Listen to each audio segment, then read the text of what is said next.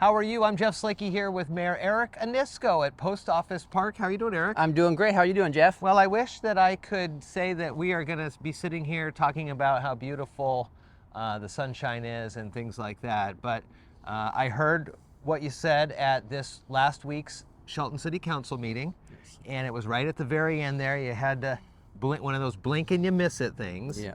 But this is an unfortunate, perhaps, cap to a conversation that, well, we went back and looked in the records, and we've been talking about this since 2018. And unfortunately, it's the U.S. government, the federal government, which owns this property here at Post Office Park. Stop me at any time I get this wrong. You guys have been in negotiations with them since 2018 to figure out how to have the city take ownership of this parcel, which again is on considered federal land, post office land.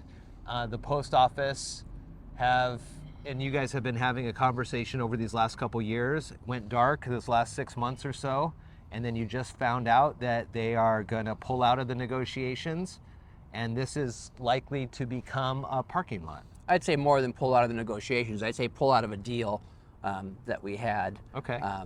So 2017, the City Commission started negotiating we had a 20-year lease on the park, and the commission back then was negotiating another lease, and the post office came and said, well, we don't think we're going to renew this lease at this time. We're thinking about making it a parking lot, which actually was the intent 20 years earlier as well. Okay. So the deal was we designated parking here on Franklin Street for post office employees, and we actually were able to use this park. And this park has been a focal point at least since 1959 for our tree lighting ceremony, which is, you can't see it from the camera, but we're right underneath the gigantic tree. Yes, and so around 2018, we said, hey, Brewer Park is not really a utilized park, so why don't we offer to swap Brewer Park for Post Office Park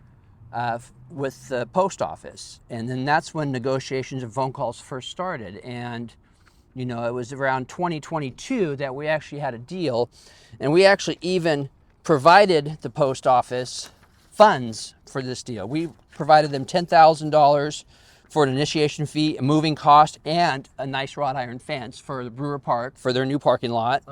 We provided $16,866 for engineering, and $3,200 paid for an appraisal. And as far as we know, this has been in good faith for many years. And all of a sudden, the post office sent us a letter a couple weeks ago telling us that they're not interested in it for several reasons. They said, well, it's going to cost too much. Relocating the parking lot across the street, which is going to be about the same. You're going to make a parking lot here or make one there. Right. And they said they were a little concerned about the homeless population. Well, they're going to be fencing off that, making it a parking lot. I don't think that would be an issue either. But they've offered for us to relocate this 100-foot tree, and I don't think that's actually possible. Yeah, I'm not sure on that one. I don't know how many arborists they have at the U.S. Post Office. Now, maybe they do, but so this again, this park has been used casually by thousands, if not more, over the course of decades. And every Christmas, of course, this place lights up as the PUD3 hangs tons of lights on this tree. Has any of those historical notes when you guys are talking get into the conversations, the history involved in this? Well, in the letter, they've offered for us to move the tree, and they know that it was dedicated by a Congressman Owen, but that's really all that they know. They know that it's a well-used park and for or functions. Some history on this. This property was donated by Mark E. Reed back in around 1919. Jessie Knight, the postmaster from 1919 to 1945, she oversaw the construction of this beautiful building next door here. And it was about a $60,000 build. Isn't that interesting? Wow. Try to get those rates again. So what? But this was the original house Satsup's store, 1875 to 1880. So is there anything, has anybody been looking into any historical register or historical designation for this land? Well, I'm going to start knowing now that it was donated by Marky Reed. I'm hoping that there is some kind of deed restriction on this land, that it, it can't be a parking lot, but that's a stretch, and we'll have to look at some deeds. I went back and checked, and Jessica Schreiber, who was an old queen of the forest in 2017 or 2018, her family has Verls. Anyways, Yes. Jessica came on KMAS with me and talked about this when it first kind of started bubbling up. I got to ask, what's been going on in the interim? I mean, so if we were all hot and heavy back in 2018 and now nothing, and then all of a sudden we're here talking now that this could happen in July. Well, to tell you the truth, I would say it was like 2 months ago, we talked to the post office, and they were still moving forward with the project. They said that they had like $400,000 set aside for the project, for the swap, the Brewer Park parking lot, and all that stuff. So this was a complete shock and surprise, and kind of a blow. I mean, we were been negotiating in good faith. I mean, I thought this deal was a done deal. And yes, Jessica did start an online petition, and I believe she had over 800 signatures last time. Yeah, I So looked this morning, there was 1,000. Yeah, I've It's still up contacted there. her through Facebook. Hopefully she gets back to me, or somebody, and is interested. I like to talk. I've already contacted Derek Kilmer's office. Yeah. And hopefully I'll get a hold of Patty Murray's office and Cantwell's office, So- and hopefully our 35th district will be able to help. I know that they're state, not feds, but This is all done at the federal DC level, Yes. right? Nobody needs to get upset with the workers here. no. Okay, good. No, Let's just get that out there. No, but I do have a phone number for the Please. real estate specialist in DC that we're going to give out.